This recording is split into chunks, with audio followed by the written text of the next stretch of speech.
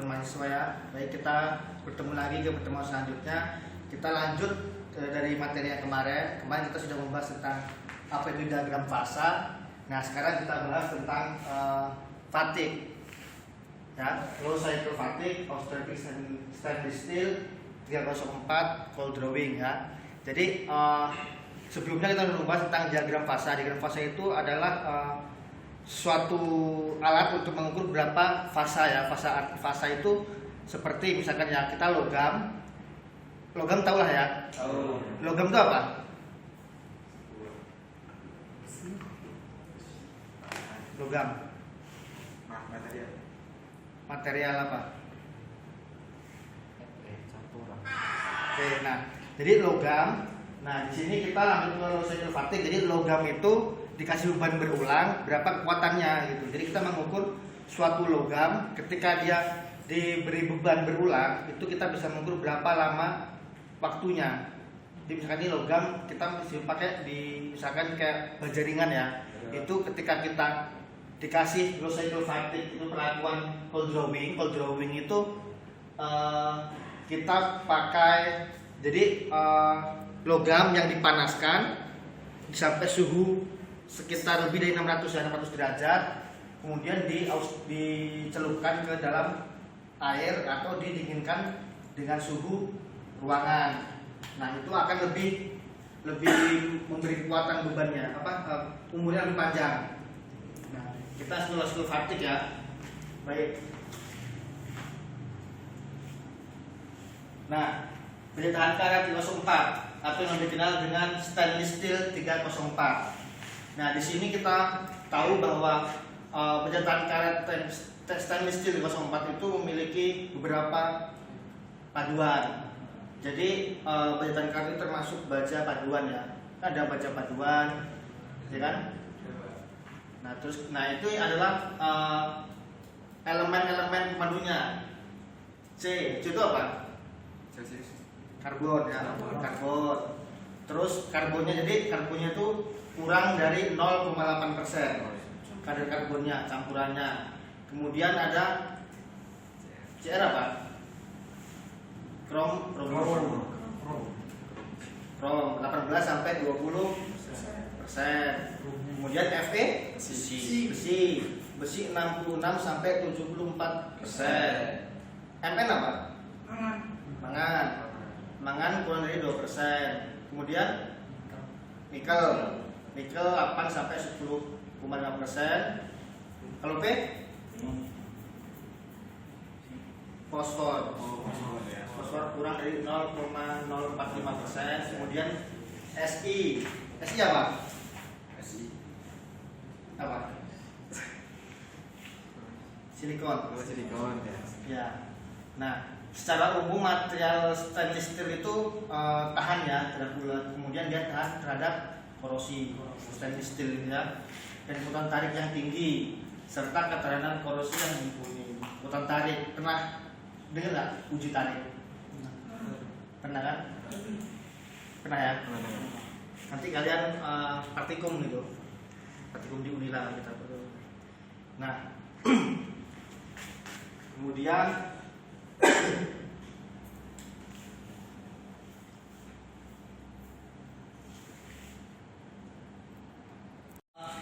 kita masuk ke baja karbon ya. Nah, baja karbon itu ada 3 macam ya. Yang pertama itu baja karbon rendah, kemudian baja karbon sedang, dan karbon tinggi. Nah, coba siapa yang bisa menjawab baja karbon rendah itu berapa ininya? Berapa sampai berapa? Baja karbon sedang itu berapa? Persentase itunya. Baja karbon rendah berapa? Baja karbon sedang itu berapa? Baja karbon tinggi itu berapa? Berapa?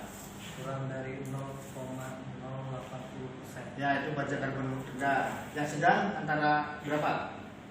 Yang baja karbon sedang. Karbon sedang 66,34. Nah, coba itu iron. Iron. Baja Si. karbon sedang ya Pak? Ya, 0,30 sampai 0,70%. ya itu baja karbon rendah. Sedang. Sedang ya. Oke, baja karbon tinggi. Tinggi itu lebih dari 0,70%. Nah, itu baja karbon tinggi ya. Jadi yang kita gunakan itu baja karbon apa berarti?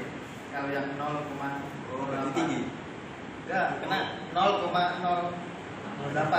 Kalau yang sedang tadi berapa? Sedang 0,30. 0,30. Ini kan 0,08. Artinya nggak nyampe 1. Ya, Ya kan? rendah. Nggak nyampe 0,1. Jadi kita memakai yang ya karbon apa? Rendah. Rendah. Kita baca karbon rendah ya. Ya. Oke.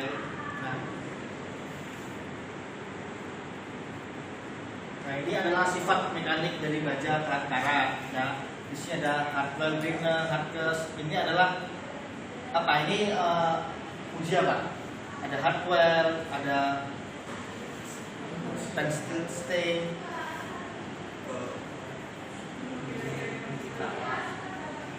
Uji apa?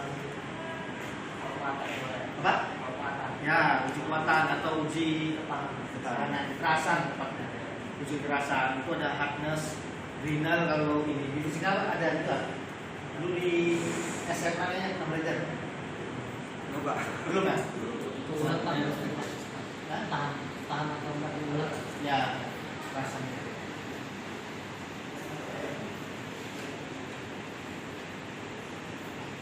Nah, ini uji tadi yang sampai tadi uji tadi. Jadi sebuah material ditarik untuk mengetahui berapa kekuatannya.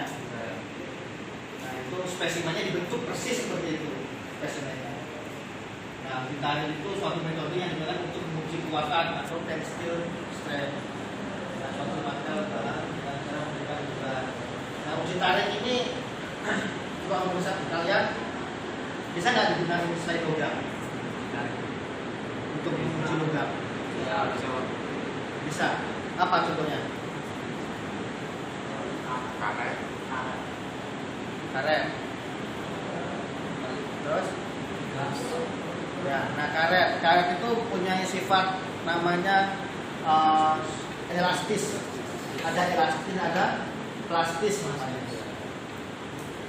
Ada yang tahu nggak bedanya elastis dengan plastis? Elastis itu apa? Elastis, plastis. Elastis, plastis. Karet kan punya sifat elastis. Siapa yang bisa jawab? Elastis. Tapi dia tahu juga. Elastis. Benda yang memiliki kemampuan untuk kembali ke bentuk semula ketika ada daya tarik atau daya yang menyebabkan deformasi kehilangan. Ya, jadi gini, elastis itu adalah sifat ketika benda ditarik, ya melebihi ukuran dia, kan karet segini ya, kita sampai segini, kita dilepas dia masih bisa kembali ke posisi semula, itu elastis. Ya, jadi benda itu bisa kita tarik, kita lepas bisa kembali ke posisi semula, posisi awal, itu namanya elastis. Nah, kalau plastis, coba plastis. Siapa yang bisa? Gantian. Plastis, ya. Perubahan plastis itu adalah perubahan bentuk yang terjadi pada benda secara permanen, walaupun beban yang bekerja di dia. Nah, betul. Apa contohnya coba? Nah, tadi elastis, karet masuk. Ini elastis kan ketika kita tarik dia bisa kembali ke posisi semula. Kalau plastis apa? Ditarik itu nggak bakal kembali lagi. Apa? Besi. Ya logam ini termasuk ya, karena logam itu ketika kita tarik selesai dilepas itu nggak akan bisa balik ke posisi yang semula kan. Jadi dia permanen, dia bakal ini permanen, nggak bakal bisa kembali ke posisi semula. Nah itu adalah plastis. Kalau elastis kita tarik, kita lepas dia bisa kembali ke posisi semula. Nah tapi elastis itu juga ada elastis itu ada ya. Tarik ini batas elastis ya. Ini batas elastis. Nah ketika ditarik sampai putus Nah, jadi benda elastis itu ada batas dia elastasisannya ya. Jadi ketika dia ditarik sampai dia melebihi batas dari kemampuan elastisnya, dia akan putus. Nah, ini elastis. Nanti ini kita akan belajar lebihnya di mata pelajaran fisik. Nah, elastis. Selanjutnya yaitu tentang struktur mikro. Jadi kita pada low cycle fatigue itu kita dipanaskan secara anaerik. Nah, ketika logam dipanaskan itu akan berubah sifatnya. Dari buatannya berubah, getas itu berubah karena dia pemanasan ya. Nah, kita bisa melihat suatu logam itu ulet, sifatnya ulet atau sifatnya itu keras itu dari struktur mikro. Jadi benda itu tadi namanya alatnya shape. Nah, itu untuk melihat kalau orang seperti ronsen lah, kita bisa melihat dalamannya itu. Dia bisa pembesaran sampai 1 juta kali kebesaran. Nah, ini contohnya seperti ini. Ini adalah contoh permukaan pada logam yang sudah dipanaskan. Nah, kita bisa melihat ini berdasarkan dari fasanya. Fasanya itu apa? Misalnya ferit seperti apa? Nah, coba kalian ada yang tahu nggak? Dan jelaskan ada berapa fasa dan seperti apa sifat-sifatnya di diagram fasa seperti yang kita pelajari di pertemuan sebelumnya. Ada yang masih ingat nggak? Coba tunjuk tangan yang bisa. Ya. Itu suatu komposisi logam yang mempunyai batas maksimum kelarutan karbon yaitu 0,025% derajat Celcius pada temperatur 723 derajat Celcius. Struktur kristalnya BCC atau body center kubik dan pada temperatur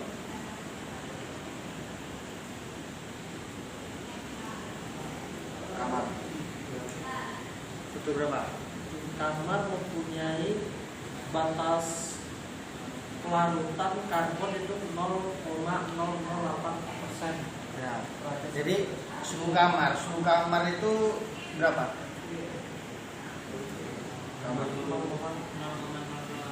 Bukan, suhu kamar berapa derajat? Suhu kamar itu berapa Celcius? 27 ya, antara 27 30 itu suhu kamar. Nah, itu sifatnya seperti apa? Sifat dari fasa itu? Sifatnya yaitu ketangguhan rendah, kelembutan tinggi, kekerasan di bawah 90 HMB, struktur paling dominan pada diagram besi atau Fe3C, ketahanan korosi medium. Nah, jadi itu terbentuk karena pengaruh dari pemanasan tadi. Jadi setiap benda itu ketika diberi perlakuan berbeda, dia akan mempunyai sifat juga berbeda. Misalkan nih, kayak besi yang dipanaskan, setelah itu kita celup langsung, pasti getas kan? Ya nggak? Ketika kita dipanaskan sudah suhu misalkan sampai 800 derajat, setelah itu kita ambil masih panas, kita langsung celupkan ke air konstan, pasti langsung getas dia. Keras dan getas pasti ininya.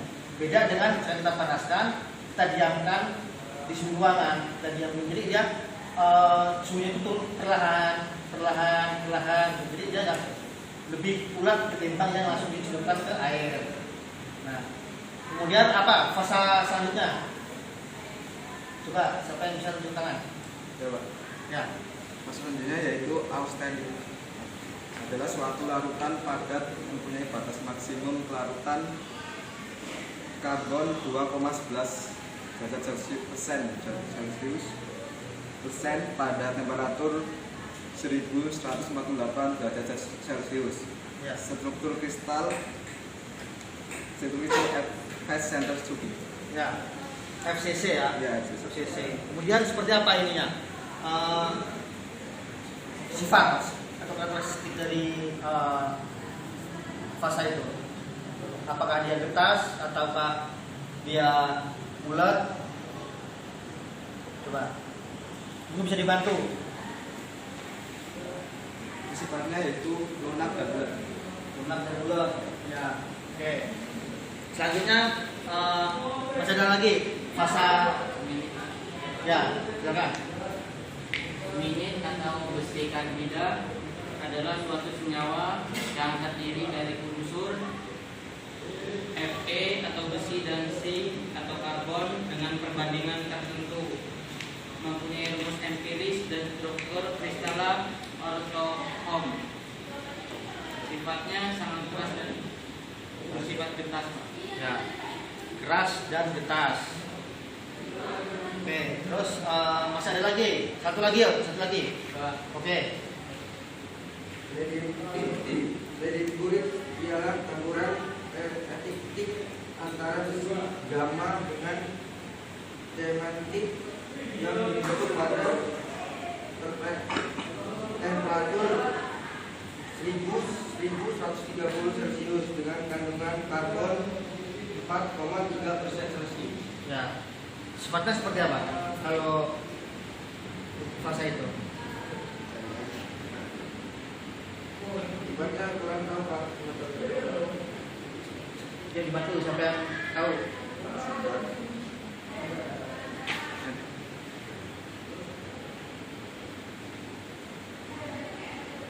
Sifat dari fasa. Coba si Majid. Sifatnya.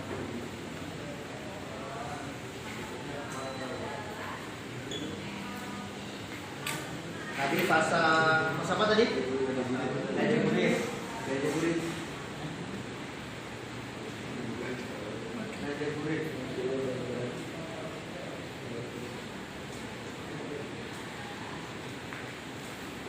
Ketemu?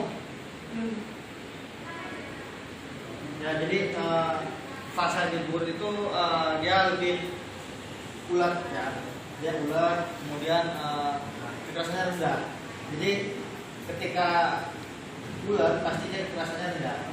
Karena kalau keras pasti identik dengan getas. Nah, getas. Nah, ini adalah struktur mikro nanti. Jadi kalau di sini di LIPI yang ada jangan hilang.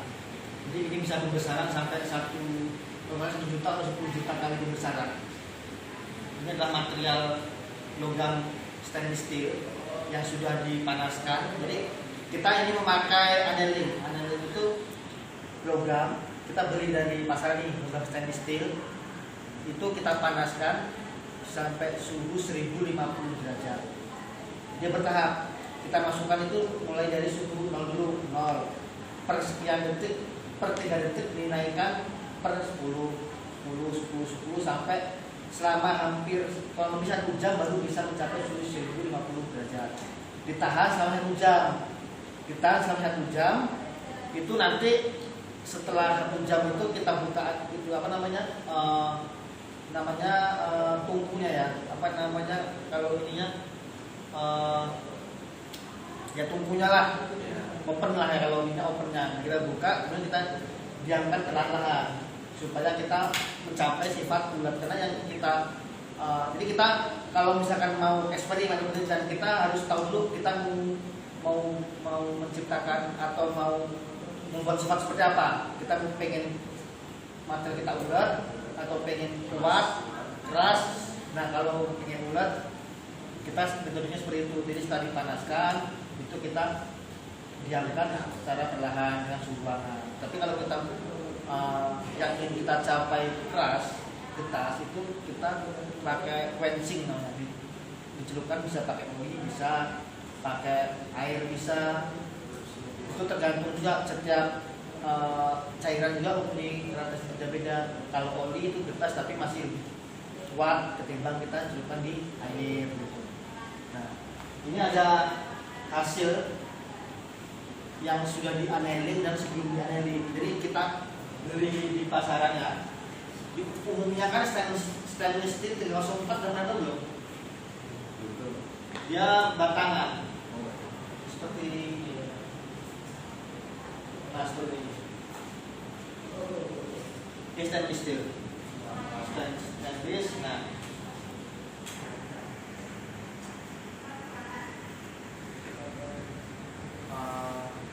ini ada data yang sudah di-annealing dan sebelum di-annealing. Jadi kekuatannya meningkat setelah kita pakai perlakuan ini.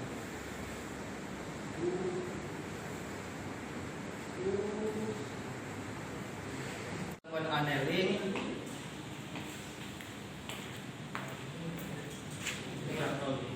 400.000. Nah, ini pada yang annealing, ini pada ini CDS ini cold drawing stainless steel A1 annealing namanya. Sama dengan yang seperti tadi kita beri beban 0,03. Ini sudah 480.000. 480.000 kurang 1. Nah, kemudian yang pada CDS 304/2 sama kita beri dengan 0,5 dengan sebelumnya. Tadi sekitar 6.000 ya. Ini 46.000.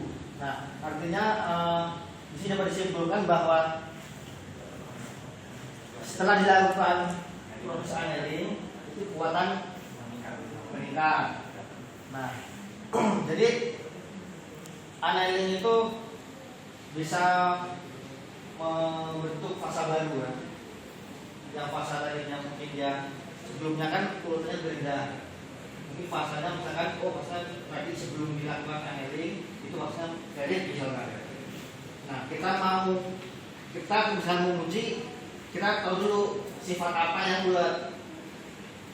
Ya kan sifatnya dari bulat ini bulat. Nah, dari bulat itu harus mencapai suhu berapa dan dipanasinya supaya mendapat sifat dari bulat. Kemudian metodenya apa supaya kita bisa mencapai suhu itu apa namanya? Fasanya apa? Jadi kita harus tahu dulu sifatnya itu apa sih yang bulat, dari bulat kan, valid kan. Dan kemudian kalau mencapai satu fase yang bulat itu metodenya seperti apa? Apakah dia di suhu berapa? Kemudian setelah itu harus perlakuan seperti apa? Apakah dia di suhu ruangan kah? Atau dicukupan dengan oli kah? Gitu. Karena banyak variasinya. Nah, jadi itu salah satu penguat ya. Sebenarnya banyak, bukan cuma annealing, ada juga tempering namanya. Pernah dengar nggak tempering? Perlakuan panas, juga salah satu material. Nah, kemudian spesimen 2 CDS ini cold drawing stainless 04 yang 1, spesimen 2, spesimen 3, 4, 5, 6. Nah, ini regangannya. Nah, ini jumlah putusnya di sini. Jadi apa namanya? Spesimen pertama ini berapa nih? 1, 2, 3, 100.000 ya. 118.000 kali siklus dia baru putus. Nah, kemudian yang 0,05 ini, nah ini bebannya ini beban. Jadi di alat tadi itu bisa kita beri beban. Ini yang kecil bebannya nih. Beban kecil putusnya lebih panjang kan karena bebannya kecil. Jadi tarikannya nggak seberapa, dan tekannya nggak terlalu kuat ya.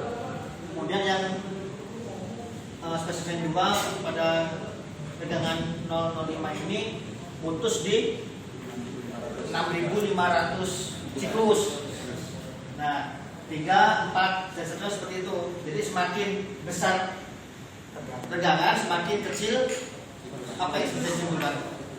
Semakin besar tegangan, semakin kecil siklusnya kan? Artinya semakin pendek umurnya.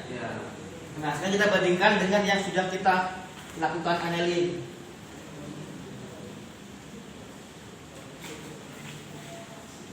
Sudah kita lakukan annealing.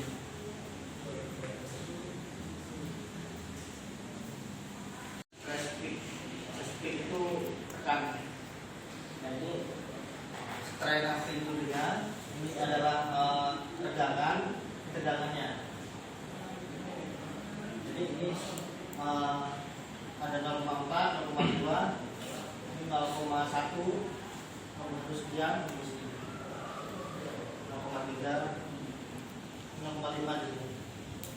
0,5 itu N1-nya. Nah, ini pelunakannya itu rasio menggunakan itu 0,41639. Ini rasio pemerasannya 0,41. Hampir sama ya. Kalau untuk di keterangannya hampir sama dari yang sudah dilakukan, tidak terlalu signifikan bedanya. Untuk yang strain amfibinya, annealing dan yang originalnya ya, jenisnya originalnya yang dari pasar ya. Nah, jadi dari yang sudah dilakukan pengujian itu kekuatan siklik itu kekuatan siklus, kekuatan yang berulang itu, kekuatannya itu yang sebelumnya sudah loh, yang sebelum itu 2543,6, dan setelah kita lakukan annealing itu 42, hampir 2 kali lipatnya ya. Nah, kemudian itu koefisien kekuatan fatigue itu hampir sama, hampir 2 kali lipat ya, 1401. Kemudian eksponen kekerasan siklik, coba dibaca Mas yang itu dari awal juga. Koefisien kekuatan siklik sejak di annealing 2543,6, setelah di annealing menjadi 4284,2. Sebenarnya Koefisien kekuatan fatigue kosong berapa?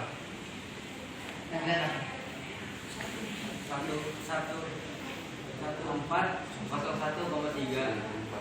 2640,5. oke, coba Masjid. Eksponen pemerasan rekam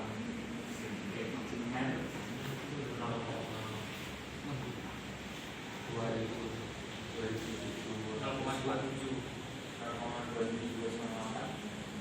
setelah di annealing menjadi 0,45. Oke, terus coba Mas banyak. Eksponen kekuatan fatigue CDS-nya minus 0,1205. Setelah dilakukan proses annealing menjadi minus 0,1205. Ada perubahan nggak? Tidak ada perubahan. Eksponennya sama ya. Eksponennya sama. Oke. Terus coba depannya. Koefisien daktilitas fatigue yang awalnya 0,0721 setelah dilakukan proses annealing menjadi 0,0496. Kenapa naik?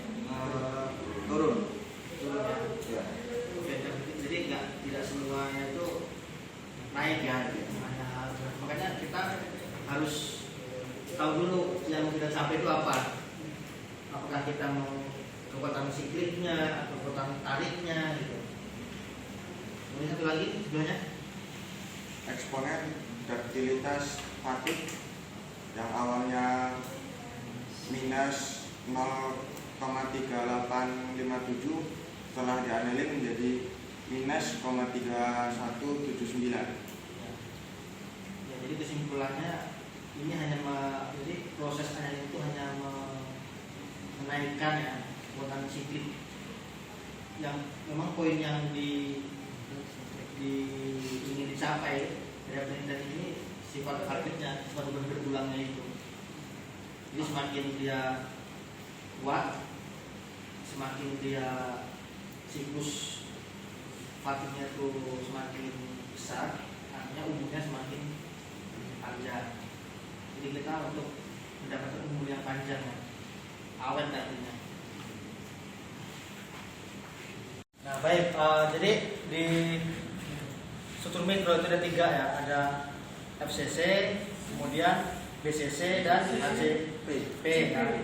Nah, coba ini kita bagi kelompok, satu kelompok dua, di sini 3 ya, di sini 3. Coba gambarkan dan nanti jelaskan ya apa itu FCC, kelompok ini FCC, kemudian kelompok ini BCC, kemudian HCP. Nah, coba nanti digambarkan HCP itu seperti apa, HCP seperti apa, Coba di kelompok sebelah kiri, dulu ya. Ya. Sini. Dua, ini dua.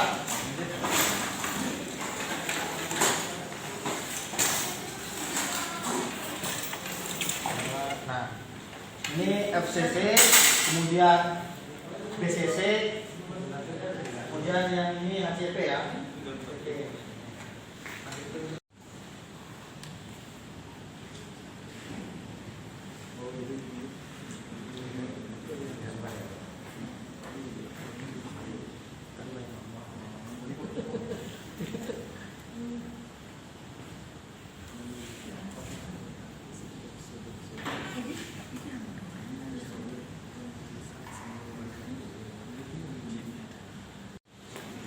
Nah, oke, untuk kita manfaatkan media informasi ya, kita menggunakan digital.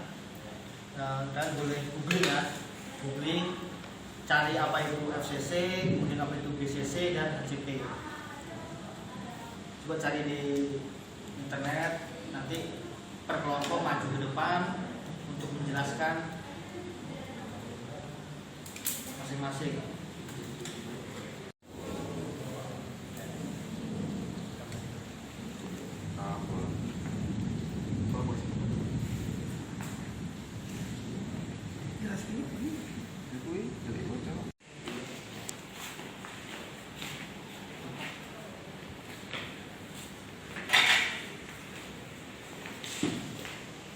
Ditulis di luar tulisan ininya, gambarnya.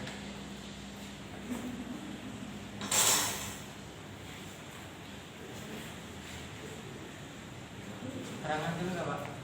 Tulis saja. Nah, struktur apa itu? FCC.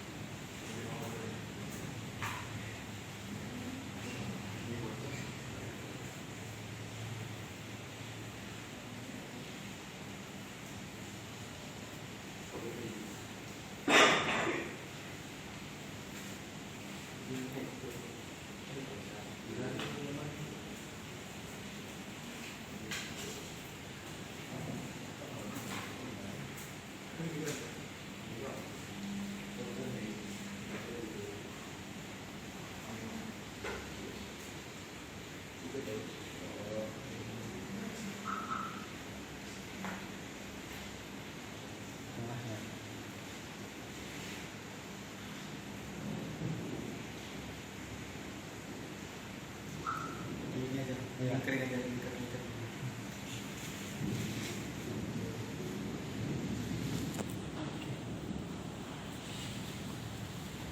Sudah Pak. Nah, apa? FCC itu apa maksudnya? FCC itu memiliki atom yang terletak di setiap sudut-sudut dan di pusat kubus Pak. Kubus ya, face di depan ya. Jadi setiap sudut itu mempunyai struktur ya, seperti atomnya. Oke, selanjutnya kelompok 2. Kelompok 2. Nah, ini.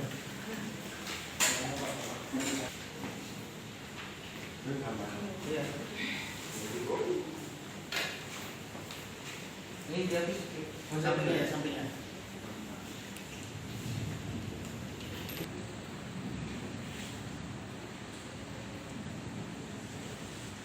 Itu rutinitas ya.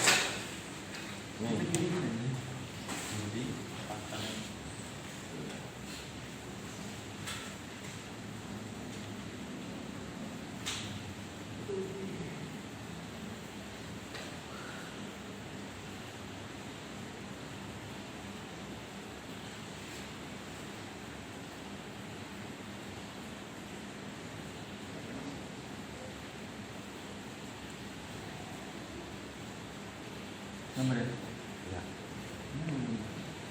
Ini enggak gitu aja.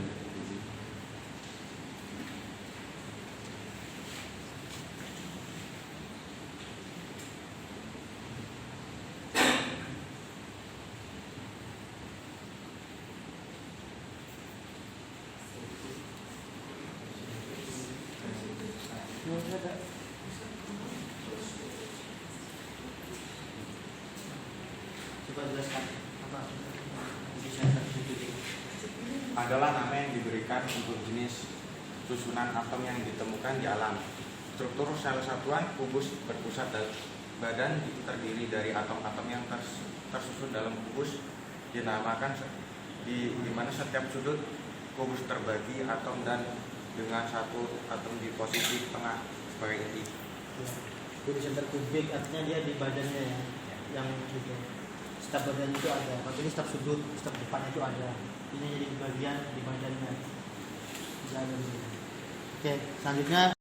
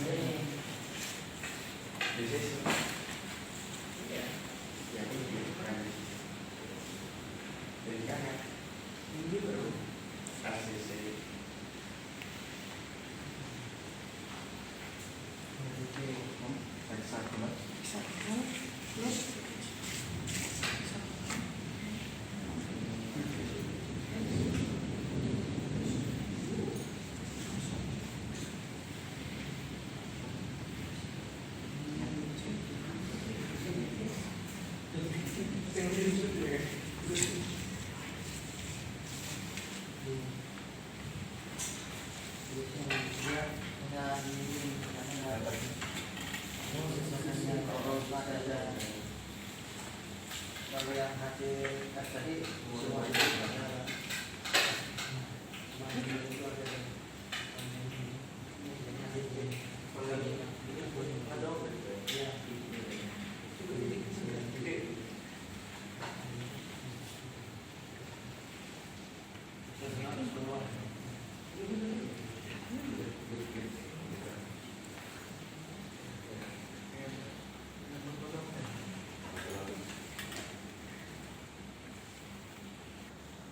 Karena besok ini nggak apa sih, minggu nggak apa-apa, Senin paling saya kesana.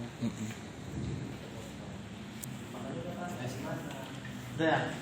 Oke, coba dijelaskan. CP-nya apa?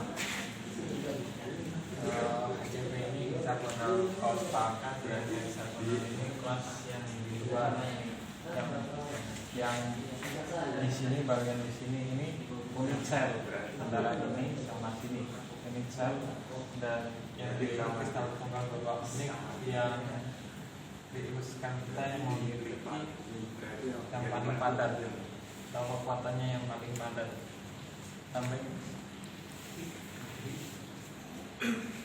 Untuk struktur hexagonal closed package memiliki konfigurasi yang paling padat, diikuti oleh struktur VCC dan BCC. Dalam struktur HCP, bidang atas dan bidang bagian bawah disebut bidang basal.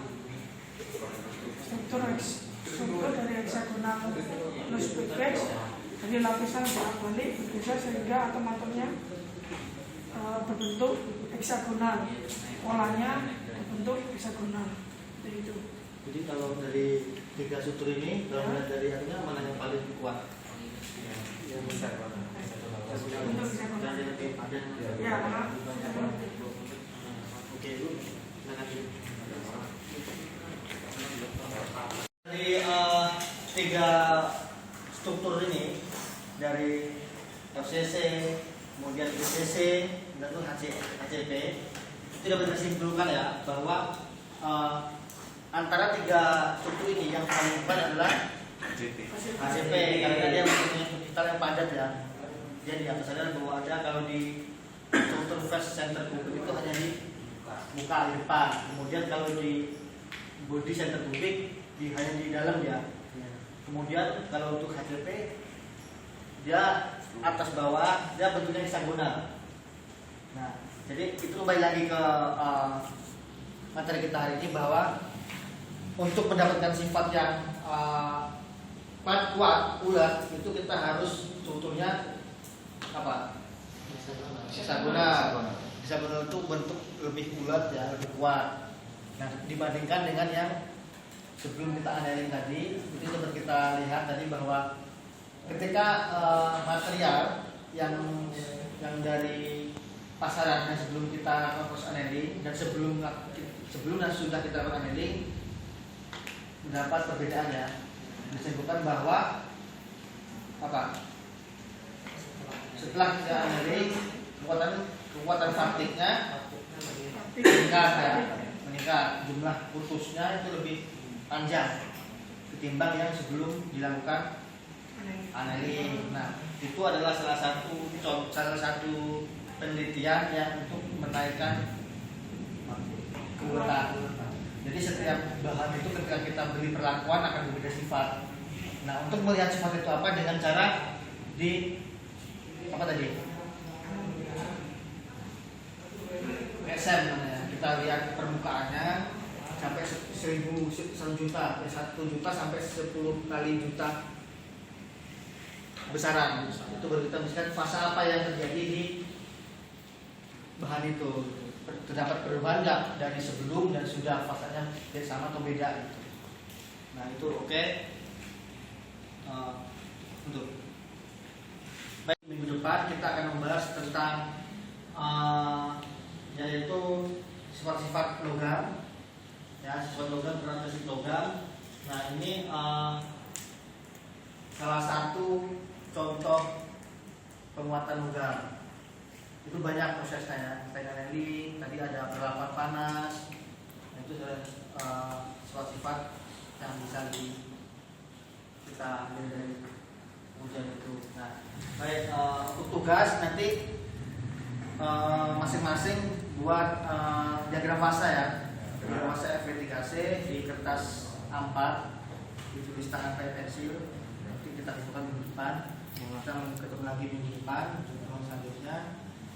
Mungkin pertemuan hari ini kita cukupkan, dan saya mohon maaf apabila selama penyampaian materi yang kurang berkenan dan catatan yang kurang tepat.